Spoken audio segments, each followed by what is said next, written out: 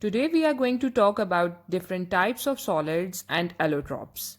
Plus, we are also going to study the comparison of physical properties of matter, and the self-assessment exercise associated with these topic is 5.7 and 5.8. We are also going to do all the self-assessment exercises of chapter number 5, which will help you to check if you have done the questions right or not. Starting from the types of solid, there are two basic types of solid. One is the crystalline and the other is amorphous. Solids are generally incompressible, rigid, and they have mechanical strength, due to which they cannot be molded easily into different shapes.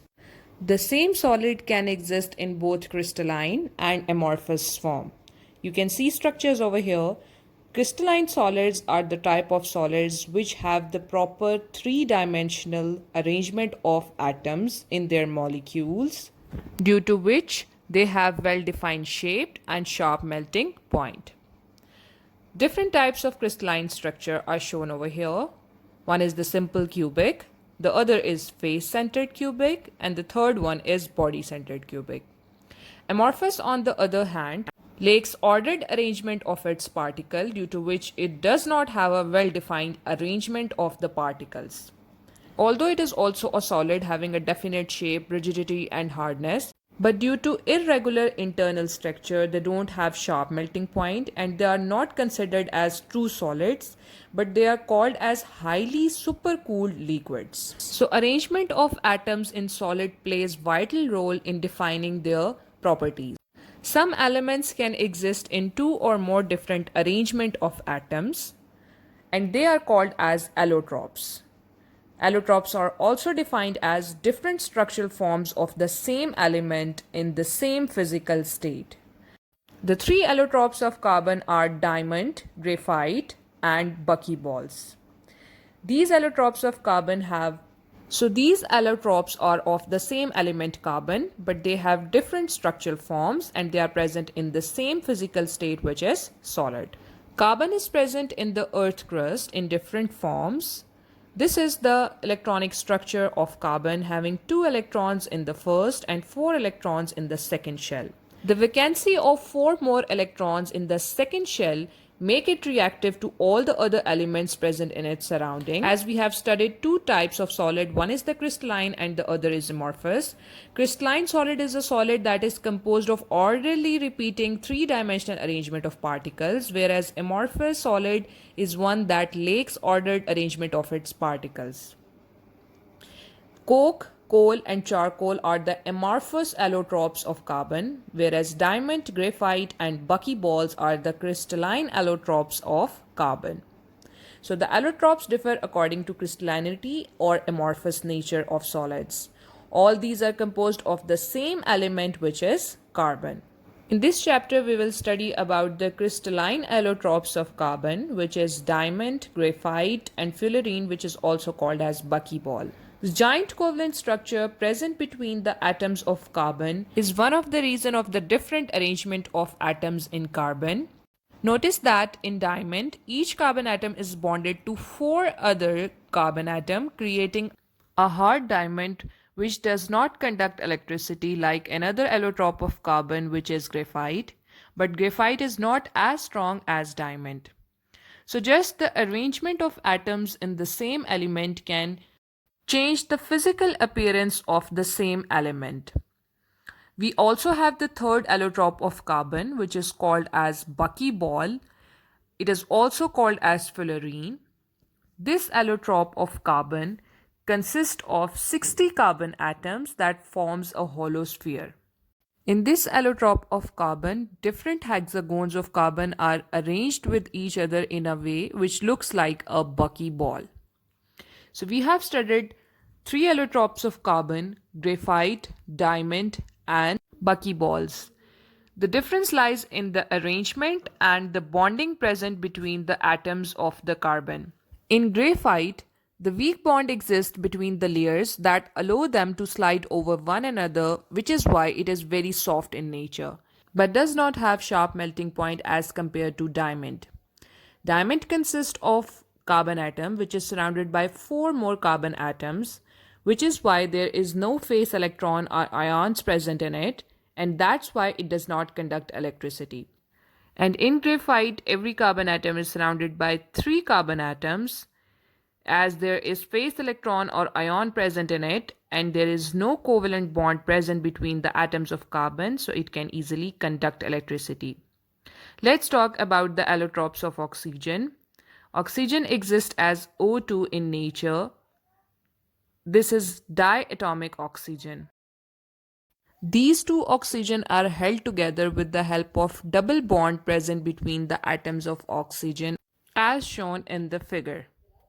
Another allotrope of oxygen is triatomic oxygen, which is also known as ozone, that surrounds the earth and protects the earth from UV layers. The two allotropes of phosphorus are red and white phosphorus. The red color chemical present on the matchstick is the red phosphorus. In this allotrope of phosphorus, P4 molecules are bonded to one another in long chain. This allotrope of phosphorus produces the flame when the matchstick is rubbed with the chemical present on the box, and the flame produced due to the red phosphorus. Another allotrope of phosphorus is white phosphorus. This consists of tetraatomic molecules, and in this allotrope, P4 are not bonded to each other in long chains. Although both allotropes belong to the same element phosphorus, but the red phosphorus is used to burn the matchstick, white phosphorus does not have this property. Because white phosphorus does not consist of long chains, as long chains are present in red phosphorus only. Sulfur also exists in different allotropic forms. One of the allotrope of sulfur is S8, consisting of 8 sulfur atoms joined with each other in a crystalline form. Sulfur exists in several crystalline and amorphous forms. Rhombic and monoclinic forms are its important crystalline allotropes, while plastic sulfur is the amorphous form of sulfur. The other allotropes of sulfur are S2, S3, and S6. Now let's revise the comparison of physical states of matter. 3 physical states of matter are solids, liquids, and gases.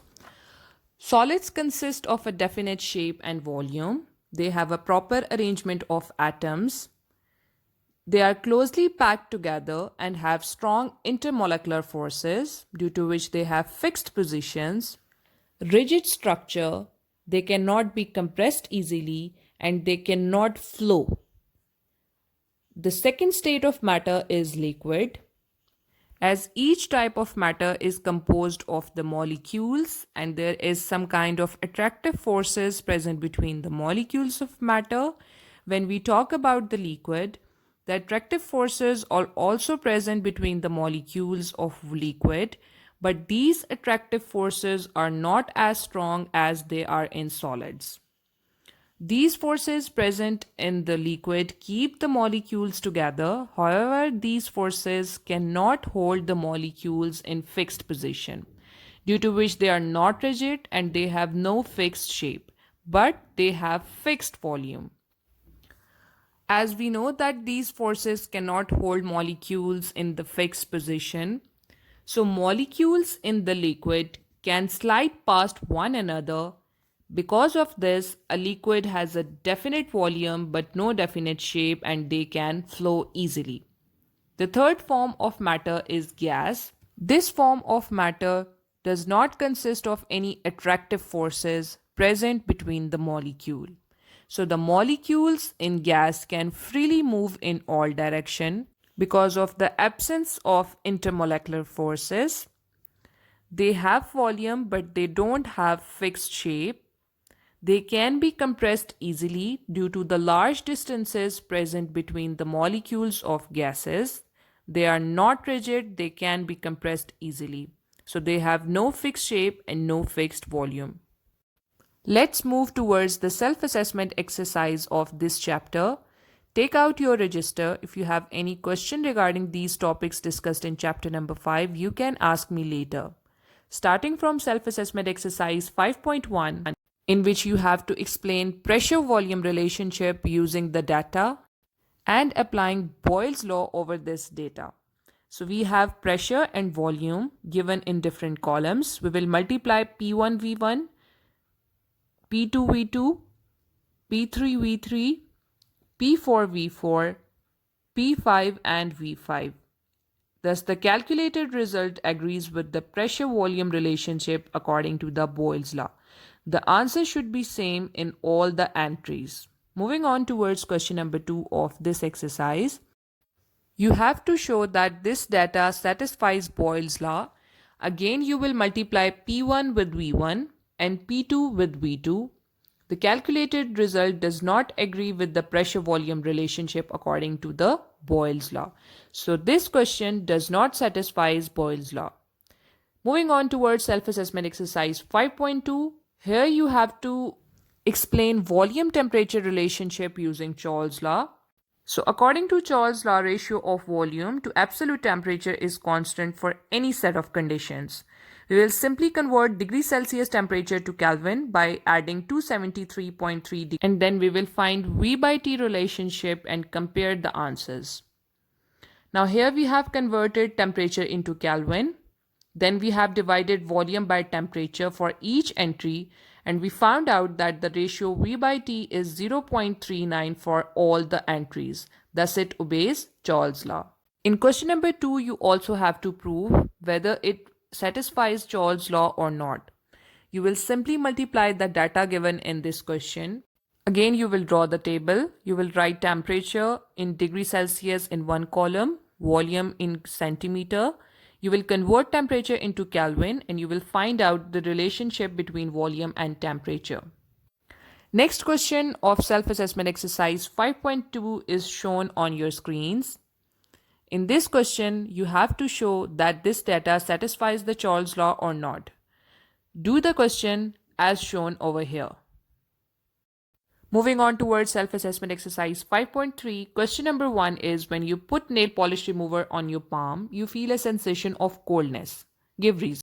The answer is that the chemical nail polish remover is very volatile in nature and it evaporates very quickly. So the warmth of your palm supplies the energy and the flow of heat is from your palm into the liquid. This removes heat from your palm and has the sensation of being cool. Question number 2 is, you have to tell wet cloths dry quickly in summer than in winter. What is the reason? The answer is at higher temperature, more molecules of liquid are moving with high velocities, thus more molecule escapes from its surface and evaporation is faster than at low temperature. That is why wet clothes dry quickly in the winter. The next exercise of this chapter is self-assessment exercise 5.4, in which you have to tell according to the figure 5.9 and predict the boiling points of the 4 liquids at normal atmospheric pressure.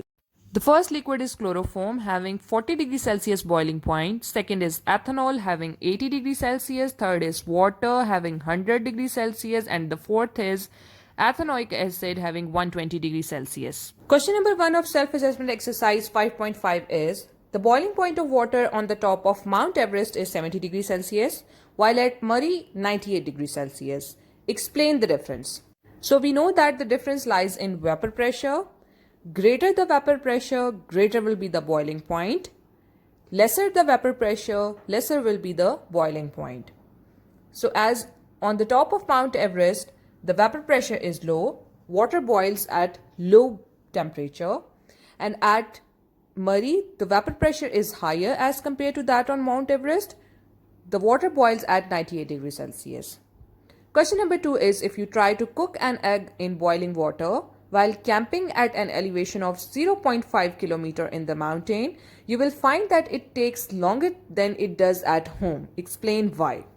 So again, the reason is same, as the vapor pressure is low on the top of the mountains where you are camping. So the water will boil earlier. As the water is boiling earlier, the egg or anything which you are cooking on the top of mountain will take more time to cook as compared to the time it took at home. Moving on towards next self-assessment exercise, which is self-assessment exercise 5.6. You have to tell why ionic compound such as sodium chloride has a high melting point of 801 degrees Celsius, whereas molecular solids such as ice has relatively low melting point of 0 degrees Celsius. So the answer is that the sodium chloride has very strong electrostatic forces between sodium and chloride ions and thus got a very high melting point. While ice, whose molecules are attracting each other by weak van der Waals forces, melts at a very low temperature of 0 degrees Celsius. In self-assessment exercise 5.7, you have to write the differences between the three states of matter, solid, liquid and gas. The differences are written over here. You can pause the video and note down the answer neatly on your registers. The differences lies in their shape, volume, packing of molecules, intermolecular forces, and movement of particles in solid, liquid and gas. That's it for today. I hope you enjoyed today's lecture. If you still have any question regarding the topic or the self-assessment exercises we discussed today, you can ask me in the next lecture.